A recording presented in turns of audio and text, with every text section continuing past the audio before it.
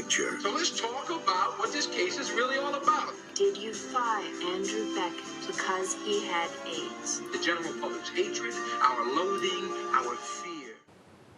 Hello everybody, welcome back to Screenstars. I'm here today to bring you my review for the 1993 classic drama Philadelphia.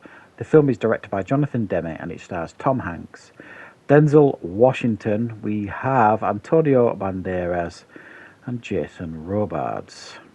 Now the film focuses on Tom Hanks' character Andrew Beckett, who is a hotshot lawyer shooting straight to the top in his law firm. However, they find out that he has HIV and they figure out a way to sack him from his job. He then decides to sue the law firm for wrongful dismissal. However, he can't find anybody to represent him. The only lawyer who will eventually agree to represent him is Denzel Washington's Joe Miller, who is like one of those lawyers that you see on TV sort of thing. And they end up going to court and fighting the battle while at the same time Tom Hanks is fighting for his life. Right, what are my thoughts on Philadelphia? Well, this is a film I haven't seen for a long time. It's a film I've always enjoyed and respected for the top-notch performances in the film. But it's not a film that you can watch often because it is, you know, in many ways quite heartbreaking and very, very deep subject matter. But I remember it was a couple of weeks ago I think I saw like a classic trailer for this or something on YouTube. It just popped up on my recommendations and I watched it and it reminded me just how great a film this is. So I sought it out and watched it again. And it is a fabulous film, this, with two powerhouse performances. Now, rightfully so, Tom Hanks gets all the plaudits here for his performance as Andrew Beckett. He obviously got the Oscar, his first Oscar. He was known mainly for comedies prior to this. And this was one of his first steps into like a dramatic role, and he absolutely nailed it. I mean, I don't think Tom Hanks is capable of a bad performance anyway.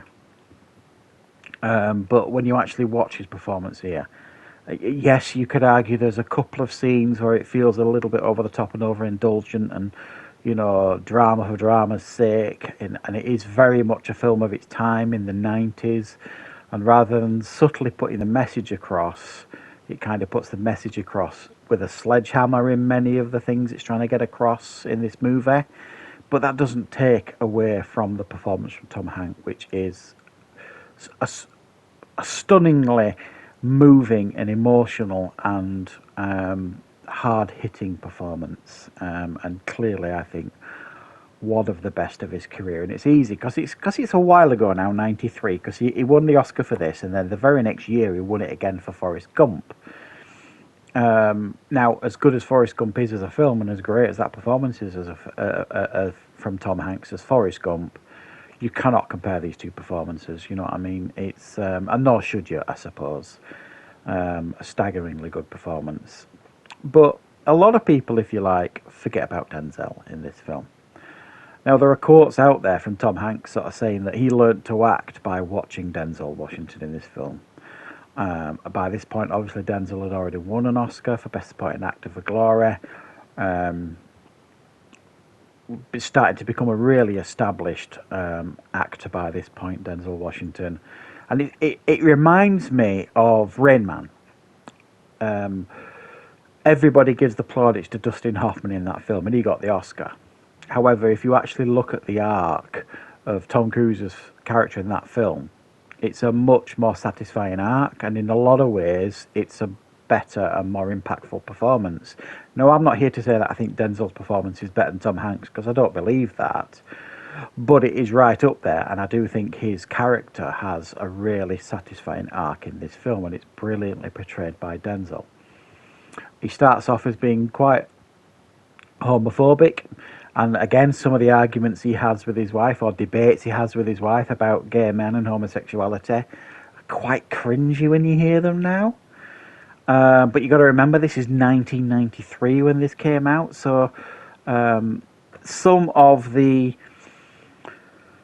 arguments and debates and talking points that this film raises haven't dated particularly well. But it also is a stark reminder of how far society has actually come in regards to its viewpoints, not only about HIV and AIDS, but also about homosexuality and people being who they want to be and being accepted for that. So it's almost like it's, okay, yeah, it does feel dated at times when you watch it, some of the things that you're watching, but it also does make you kind of realise that as a society we have moved on quite a lot. Of course, there's a lot of people still in society that have got a long way to go for being more accepting and all this kind of stuff, but we are definitely in a better place, in my opinion.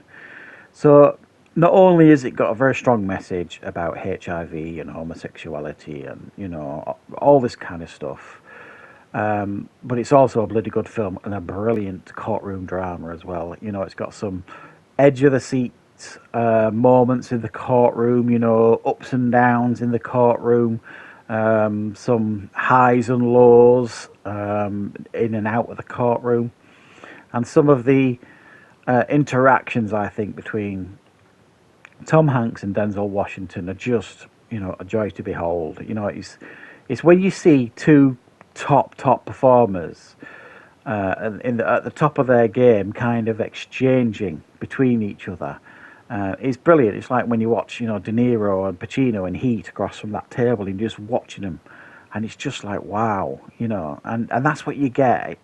If you enjoy acting and you enjoy the art form of acting, and occasionally you like to indulge in a film that reminds you just what an art form acting can be, this is one of those films, if you like. It's got a very impactful message, but also it just is a wonderful reminder of what a great piece of medium movies can be in regards to, you know, having that impact, that emotional impact. And this is one of those films again where you watch it and it's going to have an impact on you if you've got anything that is remotely close to having a heart, sort of thing. Interestingly, Tom Hanks lost about £30 because they filmed this in sequence, I think, and he lost about £30 for the later scenes when he's in the courtroom and looking very gaunt and ill. The Bruce Springsteen song "Streets of Philadelphia" is, you know, a very, very memorable song from the 90s. I mean, I remember it being played everywhere.